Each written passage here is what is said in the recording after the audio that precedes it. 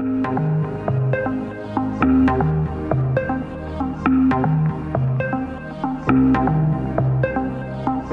which it stands, one nation, under God, indivisible, with liberty and justice for all. Mr. Zebley, roll call, please. Mrs. Denny. Mrs. Ellis. Here. Mrs. Jones. Mr. Mancinelli. Here. Mr. Hefton. Present. Mr. Cisak. Here. Mr. Tinsley. Mr. Twizzler. Here. Mr. Armour. Here. 2.01 is approval of minutes. Motion is to approve the minutes of the May 24th, 2023 board meeting. Do I have this motion? So moved. Second. Questions or comments? All those in favor? Aye. Opposed? Motion passes. 2.02 is the invoice listing. Motion is to approve the invoice listing for May through June of 2023. Do I have this motion? So moved. Second. Questions or comments? All those in favor? Aye. Opposed? Motion passes. 2.03, Treasurer's Report, Ms. Ellis. The Pendelco Treasury Report for May 2023. As of April 30th, 2023, Pendelco's balance was $36,253,652. Local, state, and federal revenues totaled $2,196,425. Disbursements were issued in the amount of $3,773,244. As of May 31st, 2023, Pendelco's current balance is $34,676,834. Motion is to approve the treasurer's report for May of 2023. Do I have it? Second. Questions or comments? All those in favor? Opposed? Motion passes. 2.04 is the budget transfer report. Motion is to approve the budget transfer report for May through June of 2023. Let us motion. So moved. Questions or comments? All those in favor? Aye. Opposed? Motion passes.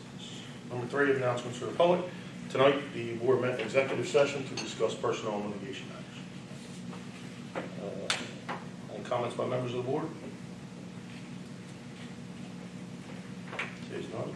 Number 5, item for board information. Mr. Zebley. I'm sorry, I meant Dr. Kim. Oh, I sorry. said Eric to you, but I meant Dr. Kinnick. Yeah. Okay. Go ahead. I know you had someone to share. I do, thank you. I do have a couple. We're getting ready for the 23-24 school year, and we're super excited to be doing a lot of curriculum work again. Now that we're post-COVID, where there's a lot of technology and platforms where we can teach students in a cyber atmosphere, but we are definitely back to doing a lot of curriculum work. So I want to start to give you some information so you can start to look at it, some things you'll see on July's board agenda. But I'll start with tonight that is in your blue folders, and also was sent electronically. You'll see on tonight's agenda is an agreement with a contract with Linkit, which is a data warehouse system. And I do want to back up and say we've done a lot of research around this for a couple of years now, to be honest with you. I want to say we started looking as early as about 3 years ago on a data warehouse.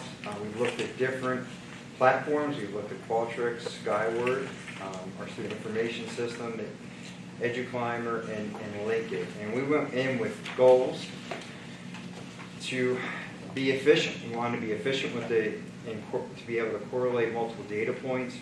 We needed something that's going to integrate with our data sources and our platforms, like Skyward or State Assessments, Acadience that you heard about last month, CDT, PBOS are just some examples. We're looking for something that we can customize and create assessments. We want expedited turnaround. That is a big challenge. You can have a data warehouse, but if you can't get the data turned around quick enough into teachers and administrators' hands, they're not able to make the decisions they need to around student support as quickly as they should be done. And the technical support was a big one for us. And the hard part of that is a lot of districts will actually hire a data person to import data into something like this. And what we found is that Linkit has checked all these boxes. Their technical support is by far the best I've heard, and we hope that they will honor that. But they assign somebody who actually works with our administrators to import that data, have the turnaround and the timeline that we need it throughout the entire school year. The data warehouse absolutely addresses and integrates all the data that we use. It's intuitive at the student, classroom, school, and district level.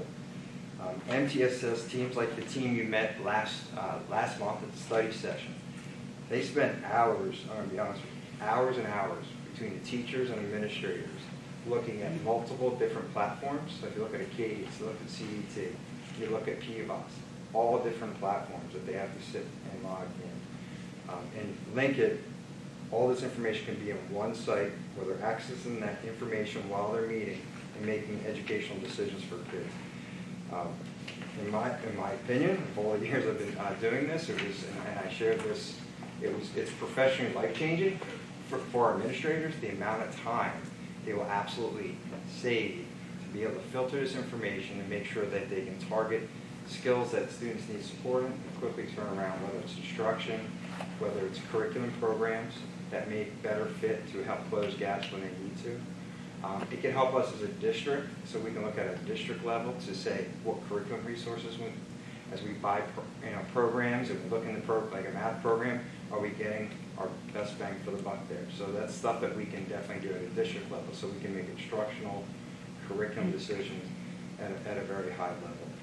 And that agreement, what we have is basically what we're going to be getting are 3 elements that they have. They have a couple others, but we're going for the data warehouse. Well, they'll house our data. Act 158, you've heard myself over the past year, and I know we have some new members on the board, but we'll definitely get some of that information on Act 158. We have to make sure that we check and make sure students are on the path to graduation based on the requirements of PDE plus what Pendelco requires for their graduation requirements. But they have an element there so they can actually monitor that. As soon as a student's a freshman, monitor their path and make sure they're on progress to meet that graduation requirement. And as well as intervention management, where you heard last week from our last month, MTSS talking about a lot of interventions and a platform. A lot of that's done literally like paper, pencil on a computer. This actually can be built right into the system. So they're actually taking the data and making instructional decisions and curriculum decisions right there in the data warehouse. So we are, as a curriculum instruction department, recommending that, and the cost that has been provided for that, and that is an annual cost to that. And we felt that even when you look at the financial aspects of all the other platforms we looked at, it was right in point with the other ones as well. So I did, and by the way, I don't know if you figured that out. I meant to point this one out and show it to you. This is their brochure, one of them, for Lincoln here. And you can go through, take a look at that. As well as we sent you some electronic. I believe Sharon sent you some other stuff last week, Thursday and Friday. It's a lot more information to go through. But if you have any questions for me about this, or I can definitely give you some more information. Would this replace any of the current systems like Skyward or Schoology, or No. what's that? Yeah, so for it's actually it's staff facing, so it's administrators and teachers would have abilities and access to this home. Not students. This is not a messaging system. It's not an educational platform for delivering or actually delivering instruction or receiving instruction, and there's no messaging there. So, but it interfaces with Skyward, our student information system, which then also connects to Schoology, as well as it connects to all the other platforms like IXL, CDT, all the other. So it's an easy import. Well, I would say the IT folks say it's an easy import to these systems. And again, the piece that I like about this, it's not somebody like a Mark Thomas, our IT director, has to do, or some of our other tech people, which they're already, spread with them with the work that they have. It's actually somebody comes on site, we give them an Excel CSV file, and they start importing, or they do automatic integrations right from the data system. So we don't have to worry about that, which is great. And it comes with extensive training. So we do have some scheduled training dates starting in July for administrators, and then we would start training staff throughout the year. So we get hours of training as well. And all our students will have that be part of this program. From our special ed to regular ed students, and whether it's a parent conference night, the teacher can share the progress of their students looking at multiple data points, not just maybe classroom performance, but over some other objective measures like state testing or some of our local assessments that we have. Eric, the team from Penelope was in here last month? It's from Aston. Aston. First grade team from Aston. So using them as an example, how would this benefit them as far as huge time savings as far as pulling the student, integrating their information and where to target the instruction? Exactly. Yeah, huge amount of time when it comes to. They were only able to share with you one data set.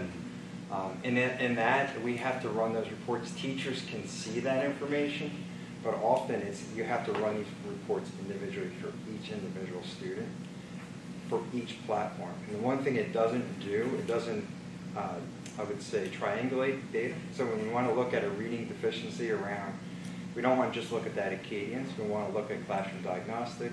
We want to look at common assessments. We also may look at our reading specialists may do other deeper dive with assessments. They want to look at all that information, and then we can measure progress on all those. And if they're making progress in one area, it may show a deficiency, a skill set deficiency, for example, like phonemic awareness or phonics, something that they talked about last week. So the biggest thing I would probably say is a huge time saver, because our administrators and spent a lot of time over the summer trying to pull this data together as a school to say, all right, teachers, what direction we need to go, how do we change? And it's like hours for them, and it's the same thing as they go through the year. So I think that's the biggest benefit for it, but also the second, when it comes to time. The second equally is that we can look at, for student purposes, a lot more efficiently and make quicker decisions that sometimes could take months for us to really figure out what's going on. Any other questions? Thank you, Doctor. All right, I do have one more, if you don't mind. I did. So this is more of just, we try to give you some time on these curriculum resources. The second document is in the blue folder. This is really at the credit of Mr. Coglin, Ryan Coglin, our secondary curriculum supervisor, has been working with our secondary teams and departments throughout the year. He would normally be here, but he is on leave right now. So I'm going to go through this with this information. None of this was on tonight's agenda. We're planning on the July agenda for most of this, possibly even in August. So I just want to make sure you have the information. The nice thing, what he's done at the end, he literally put links, hyperlinks, and this has been electronically sent to you as well.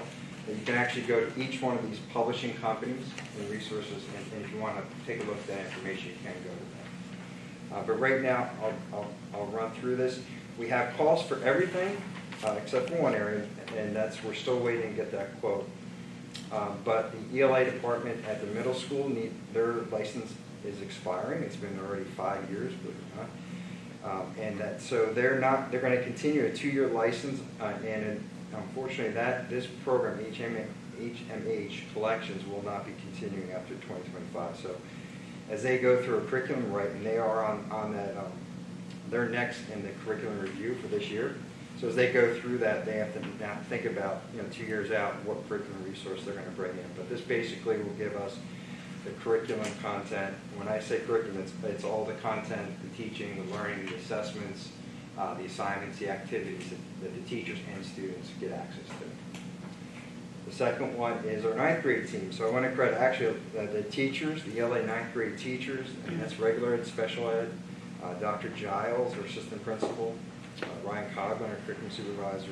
And actually, we brought in an expert in ELA, Mr. Bukavich from DCIU, who's doing excellent work all year long, doing a rewrite and a revision of our 9th grade curriculum in ELA.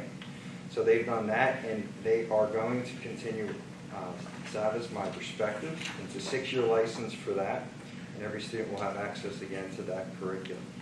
Looking ahead, 11th and 12th grade do novels, and I'll talk about that in a second, but next year, 10th grade will bring, actually we already started planning.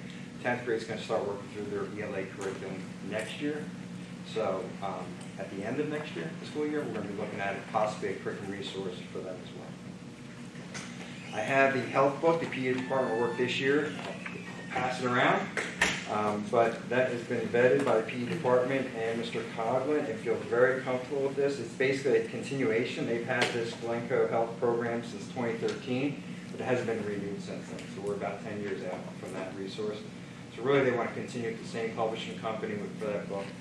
And that's the book that they are recommending for us to move Is forward. there a digital There- option? We definitely want a set for the students in class. We want a hard copy, but it does come with digital license as well. So these would stay in the classroom? Yeah. Those, in this case, they will.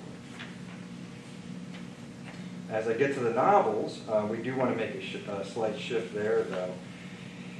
The Frankenstein novel is to help support our Brit Lit in 12th grade. It's in a co-taught class. It will help us differentiate for students in that class, for regular and special education students. So we already have the classic version, but this will be the graphic novel, which has become not only popular, but also help us differentiate with students in that class.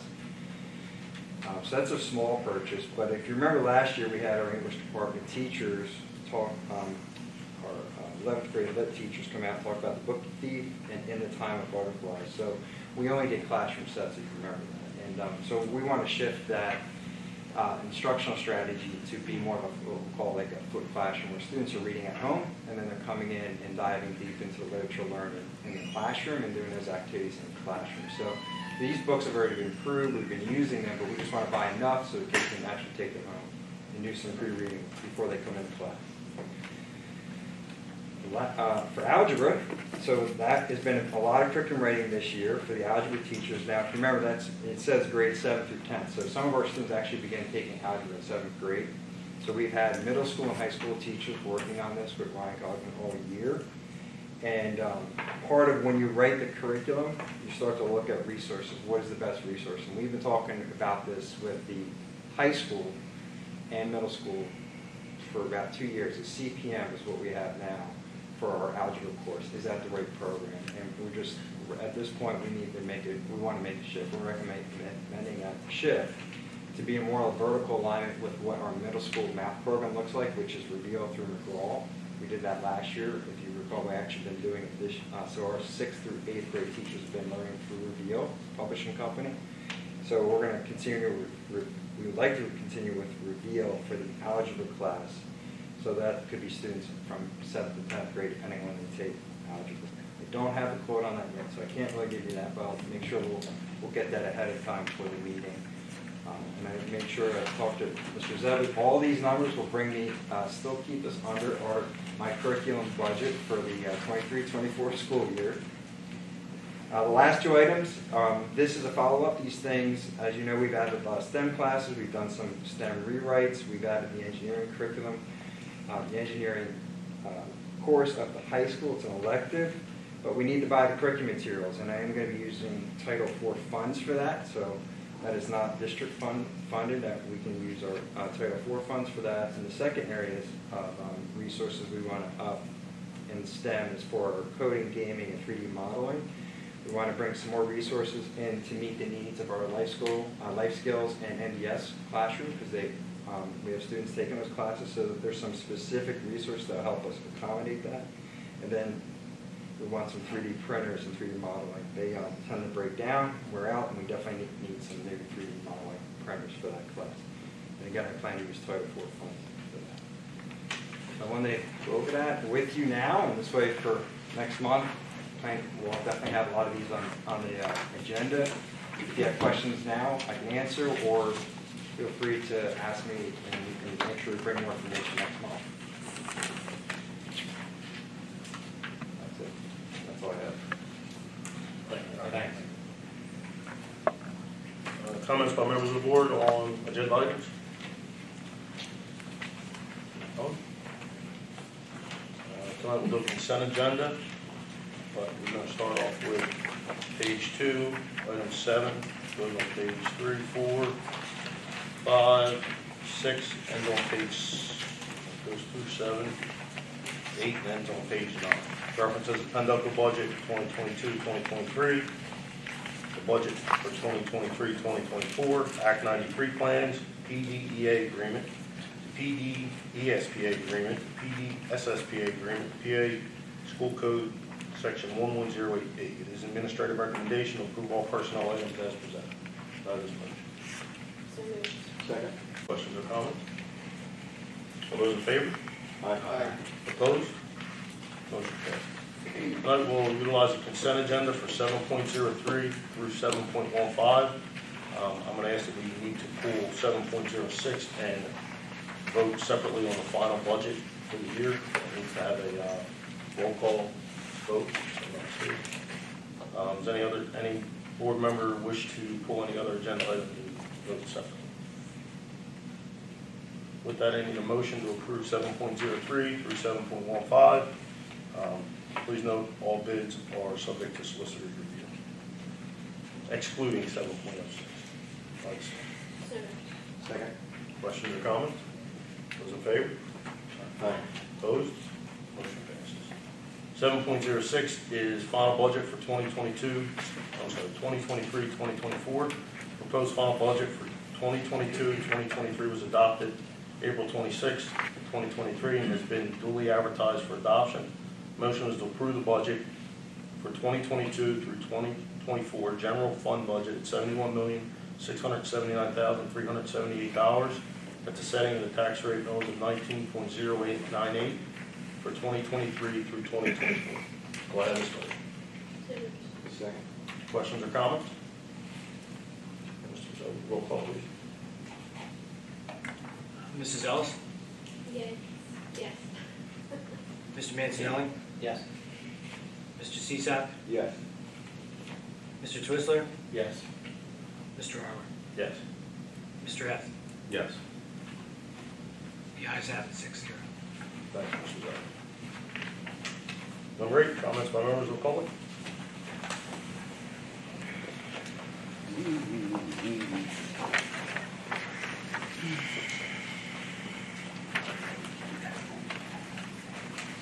Elizabeth Finnegan, 4307 Mount Vernon Avenue, Brookhaven. Last month, Mr. Pupio criticized me for not signing a FERPA release. And he's right. There needs to be an open conversation about everything that's going on. So I've got it right here. I will sign this once you can show me that the parents of the other students involved signed them as well. If we're going to discuss what happened, I want to discuss it all. If they didn't sign it, you can't tell me what, if anything, was done about our reports, which is all we wanted. So to be able to talk about what was done. So let's do this the right way. Not that you need it, of course. At least not all of you. It has come to my attention that the board president has been reaching out to other parents in the district to discuss the situation in writing. And they sent me the conversations. One thing Mr. Armour said in his secret communications that I would like to address specifically was, and I quote, "This particular situation is completely bogus and we can prove it. The parents leave out that there are 4 open police report claims where their child is the aggressor." This was the first that I'd heard about this. And I was horrified at the thought of my daughter participating in the same behaviors I've been calling out. So I reached out to the police to offer to cooperate with their investigations. First, I spoke with Officer Coyle in Aston on June 19th at 10:30 a.m. He told me there were none.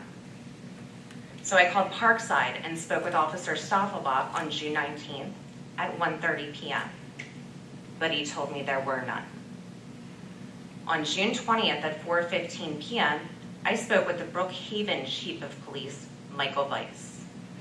He told me there were none.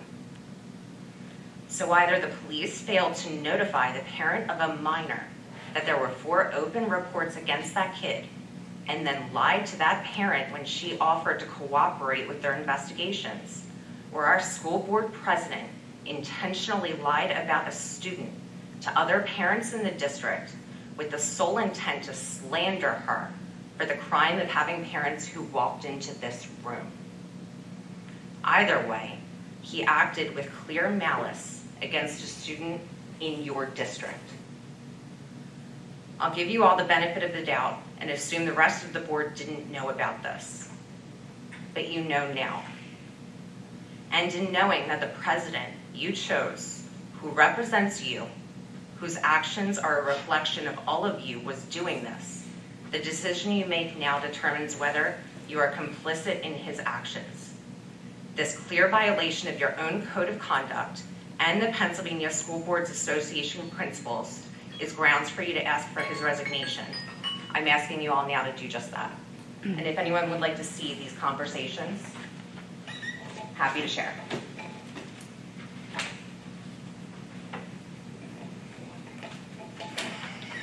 Since Mr. Armour, Ed Mongeluzzo, 4307 Mount Vernon. Since Mr. Armour identified himself as an agent of the district and discussed district business from his personal Facebook account, I am submitting a right-to-know request for all of his Facebook messages from April 20th, 2023 through June 21st, 2023 related to myself, my wife, or a daughter in this case. I want to remind him of his responsibility to retain those records as he was speaking in the capacity of his office. Mr. Steinhoff, as the Penn Delco School District Agency for Open Records Officer, I'm going to hand this to you.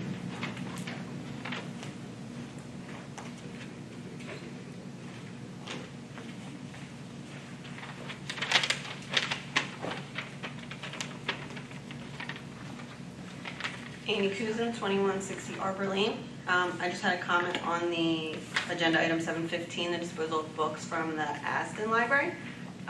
It's a pretty big list, and it looks like a lot of very old books that I'm sure they'll be glad to have out of the library. I work at the Aston Public Library. I'm not here on the library's behalf by any means, but if there are any of the newer books, the Captain Underpants, Clifford, anything like that are in good shape that you'd consider donating to the library, we'd love to have them for the book sale or to give out as prizes. I'm happy to come over and dig through shelves or boxes or whatever, if that would be helpful. Thanks.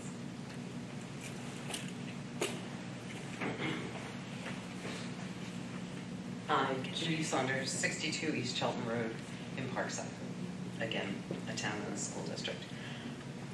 I want us to be better about this. I think that we do lead by example. I think children don't have consequential reasoning. They are impulsive, just given what they are. They don't know not to bully. They don't know not to snap back. It is very easy to clap back. It is very easy for me to say something rude or offensive in this moment, especially when tempers are running high. But I'm a grown adult and I know better. And you, sir, should know better. You are representing this school district.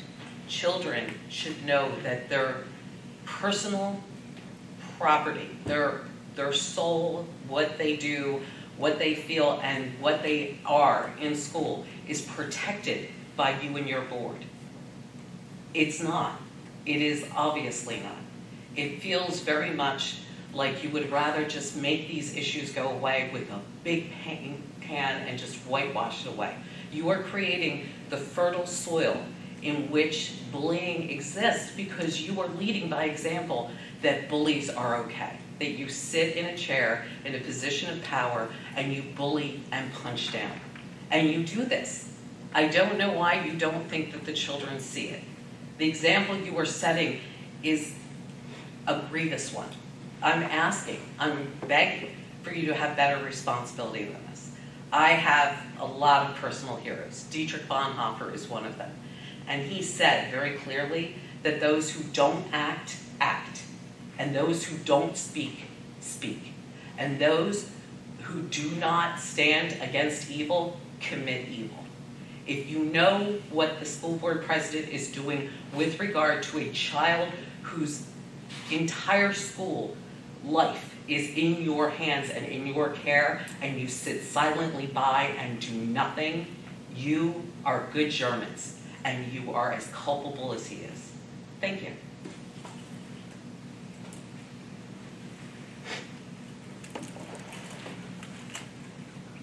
Any comments by members of the board?